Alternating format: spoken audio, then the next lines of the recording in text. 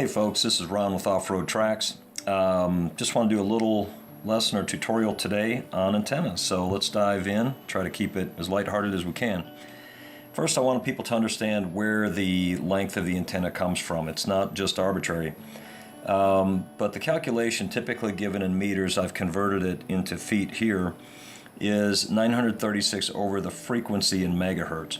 Now the frequency for our CB range, citizens band range for communication, is known to be about 27.5 megahertz.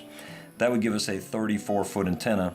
Not very practical for running in the woods, but that would be a full wavelength antenna. To keep in increments, mathematical increments, keeps the antenna somewhat resonant. So in order to find what's called a quarter wavelength, we would divide by 4, and that would give us an antenna length of approximately 8.5 feet, or what many of us know as a 102-inch, and we typically refer to that as a whip antenna because it's a long metal whip. And still, a 102-inch whip antenna is somewhat impractical for running on most vehicles, especially when we're running around in the woods.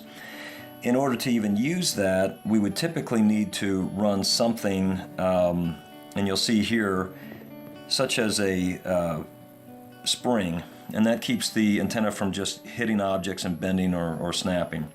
But even with the spring, the coil mount on the bottom of the antenna, that's going to be a lot of abuse on the vehicle as well.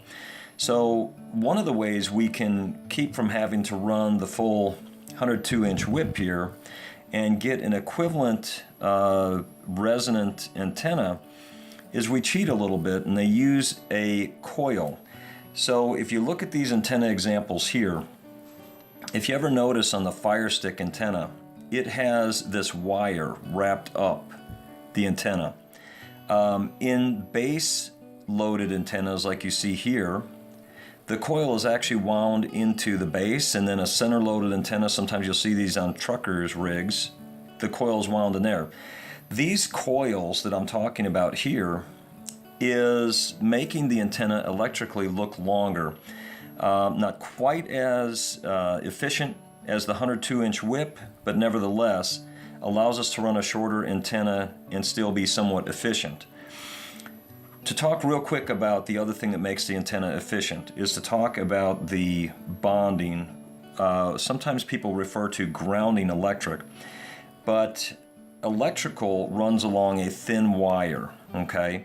And the electricity runs through the center of that conduit.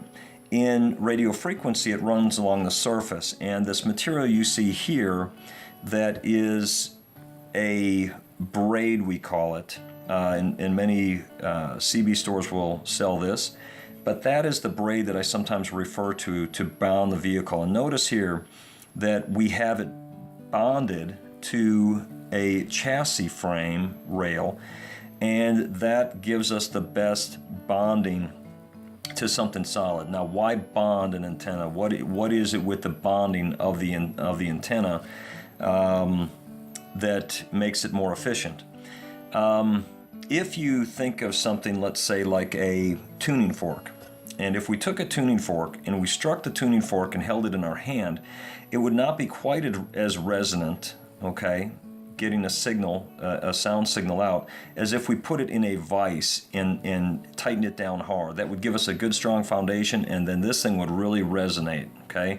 That's what we want the antenna to do. We want the antenna to resonate. So what a good solid foundation is something that electrically allows all the signal to travel out the antenna and not resonating into the vehicle. And that is what this material here does for us. This braid helps us to bond anything that resonates on the vehicle. One thing that resonates, as you see here, is the muffler. The muffler actually acts like an antenna on your vehicle. So do your doors, your tailgates, and your hood. If you ever want to see proof of this, open up the hood on your vehicle, and you will actually see a smaller braid than this going from the hood of your vehicle to the chassis of your vehicle. They've done that so that your hood doesn't resonate and interfere with your radio antenna on the front of your vehicle. So there's a little knowledge for you today. If you were to look at the antenna mount that I've done on my vehicle, and there's many different antenna mounts, you see one here, I've done an antenna mount off the back of my vehicle here, built it into the back, and you can do it many different ways.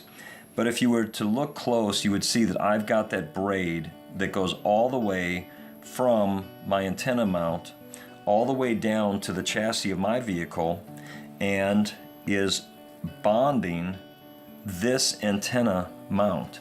So again, that makes the antenna more efficient. Hope that makes sense. I wanted to give you a little bit of information on this, and of course we're going to do some instructional videos where we show people how to do this on a vehicle practically. But for those of you who can't make that class, we're here to answer questions about it. I did not intend this to be an all-encompassing educational seminar on antennas, but at least to talk about some different antennas, why they are the lengths they are. And if you have any questions, again, keep an eye on offroadtracks.org or the Facebook page, and hopefully we'll catch you soon on a trail or maybe even one of these videos or classes. This is Ron at Off-Road Tracks. Have a great day.